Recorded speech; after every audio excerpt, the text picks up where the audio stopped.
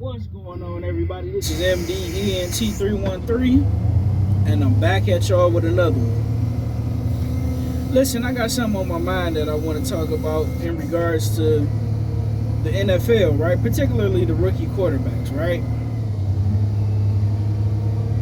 I want to know you guys' opinion. How much, because we know all these guys have some talent. You can't be terrible and be a high draft pick, or because we seen number one drafted quarterbacks be successful, as well as we seen a lot of them end up being bust, as well as when you look at a Tom Brady or a Brock Purdy.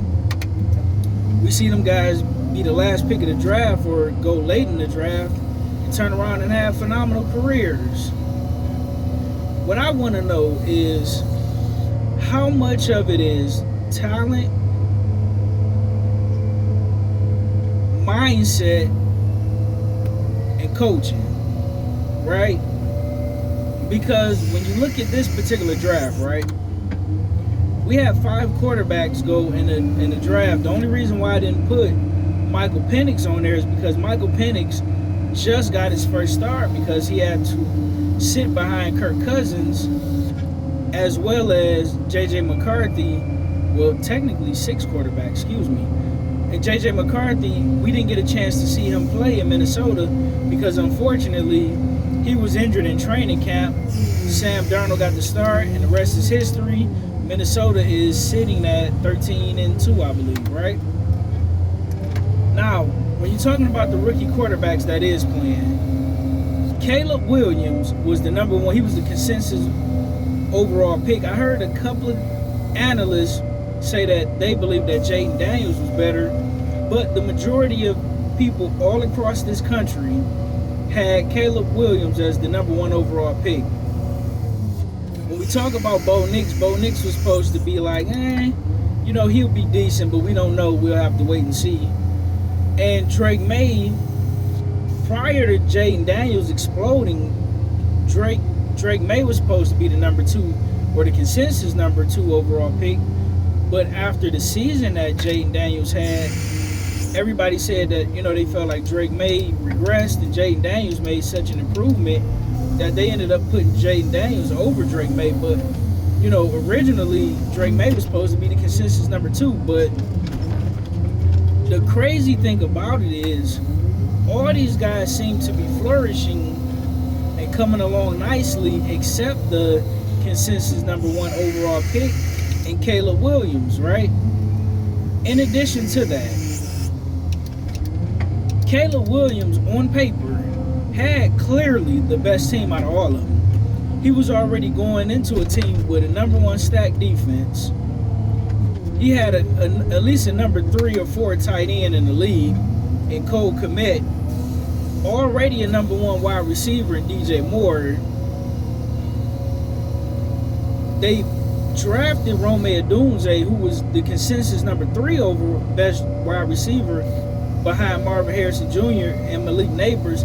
And they went and signed a future Hall of Famer in Keenan Allen, who's still a very, very great route runner and has some of the best hands the NFL has ever seen from a wide receiver perspective.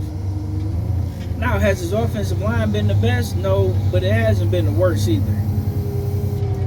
I want to know from you guys' opinion how much of this is on Caleb Williams from a talent and decision-making perspective versus how much of this was on the coaching staff and Matt Eberflus, who we know been fired already. How much of it was his fault?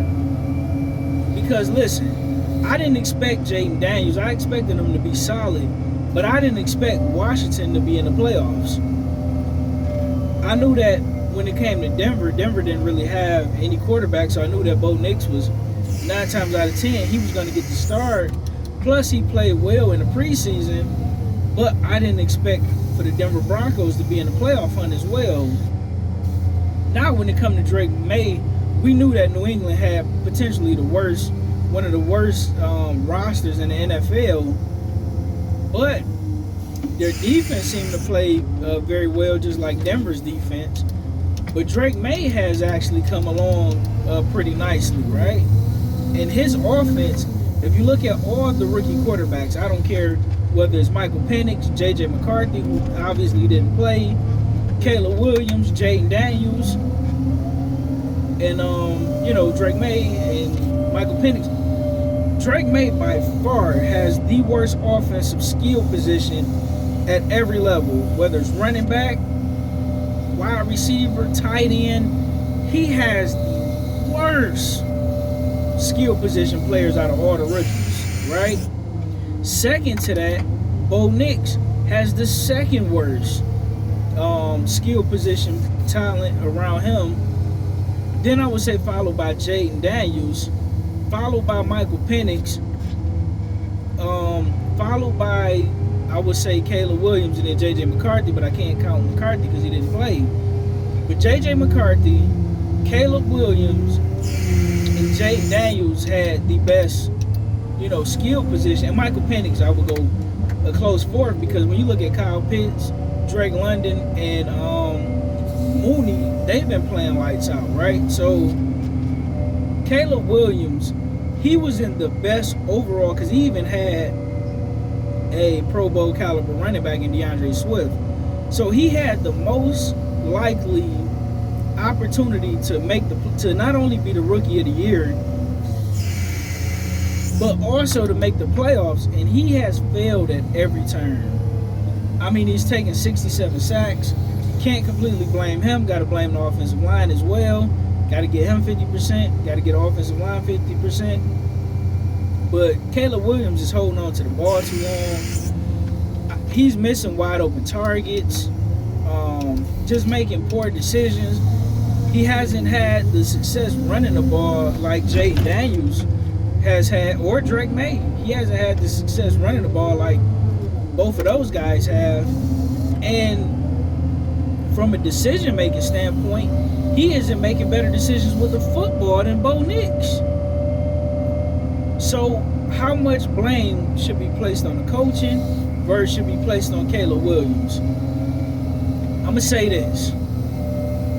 I'm going to go 70% on Caleb Williams, 30% on the coaching staff, and here's why. With pretty much this exact same roster, minus Swift, minus Keenan Allen, Justin Fields, who was traded to the Pittsburgh Steelers, did way more than Caleb Williams.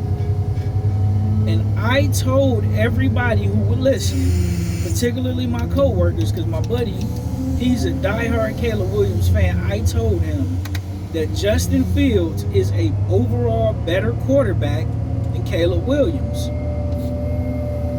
I believe, I hate to say this, now he's still young in his career, and he could, depending on his coach, he can level up. So I'm not completely writing him off. But I believe had Justin Fields been there, the Chicago Bears would have undoubtedly made the playoffs. They gave my Detroit Lions pure hell when he was there with this exact same roster, minus Keenan Allen, minus DeAndre Swift. Now you can say, well, when he went over to Pittsburgh, he was benched for Russell Wilson, but think about this. Justin Fields kept the Pittsburgh Steelers winning until Russell Wilson got there. Now, Russell Wilson made that offense better. I'll give you that. But Justin Fields did enough for those guys to be in playoff contention.